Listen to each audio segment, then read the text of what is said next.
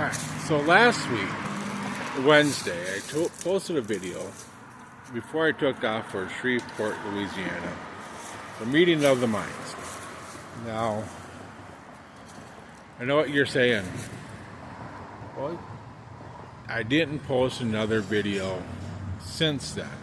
I just posted of me taking off for Shreveport. There's a reason for that. One, I was on a motorcycle. Two, every time I did a gas and go or gas and eat, I didn't think of it. It was the furthest thing from my mind. And three,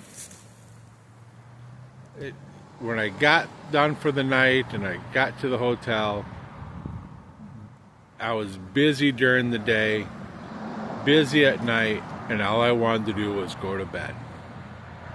I didn't have one drop of alcohol until I came home. Got home yesterday. It was Monday. And had a beer. Not one drop of alcohol until I got home. Boy, did I really, really want a beer. So I had one.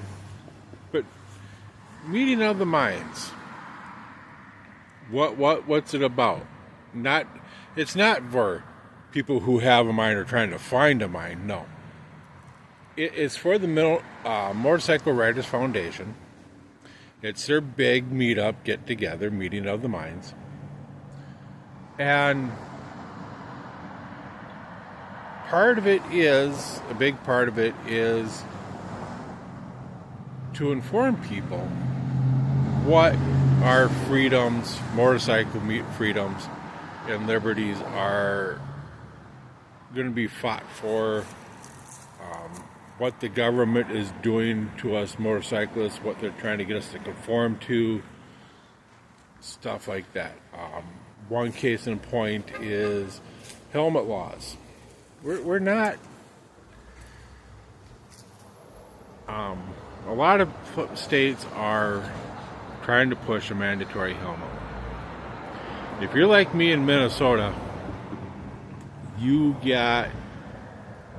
you got a provisional license, a permit, basically, or if you're under 18, you have to wear a helmet. If you got a license, basically an endorsement, you don't need to wear a helmet.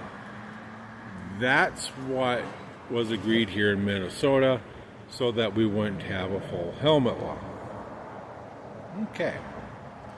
So helmet laws. We're fighting for helmet laws.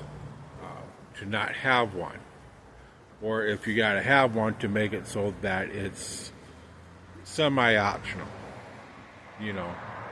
Got to wear one for this, but you don't need to wear one once you got your endorsement type stuff.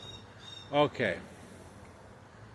Because some states ain't going to let you just not wear a helmet. It is what it is. But we're also working on a profiling law, national, because being picked on or singled out for the patch that you wear, or riding a motorcycle, or having a motorcycle with long hair, and even though you're not wearing a cut or your colors, or you know what I'm saying.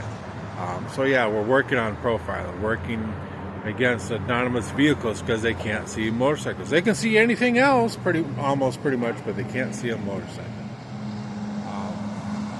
So that's just some of the few things that we're working on, just some of the few. There's a lot more that we're working on, and could always use the help. Join your local SMRO, States Motorcycle Rights Organization, or join the MRF, the Motorcycle Riders Foundation, because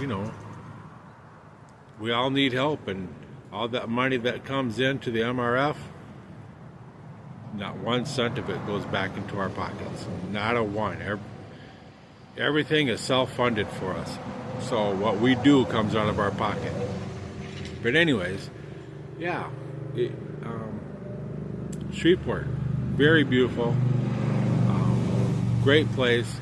It was very beautiful on the way down because coming into the Fort Smith, I believe that's Arkansas, you're rolling over those hills and you come over that hills and you see the Ozarks on a motorcycle.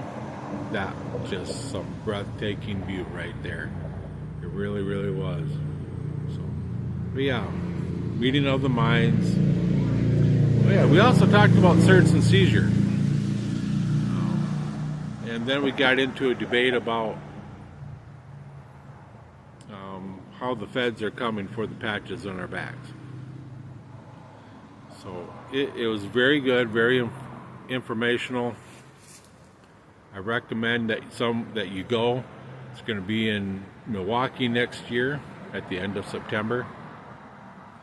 So yeah, consider on going. Consider joining an SMRO or the MRF. You won't be disappointed.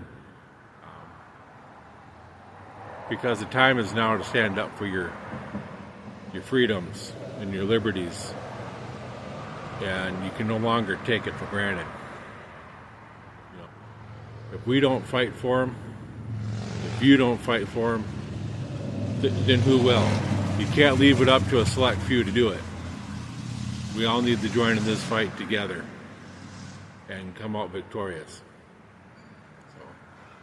So yeah, that was kind of more or less my weekend, my trip. 2,093 miles total, round trip.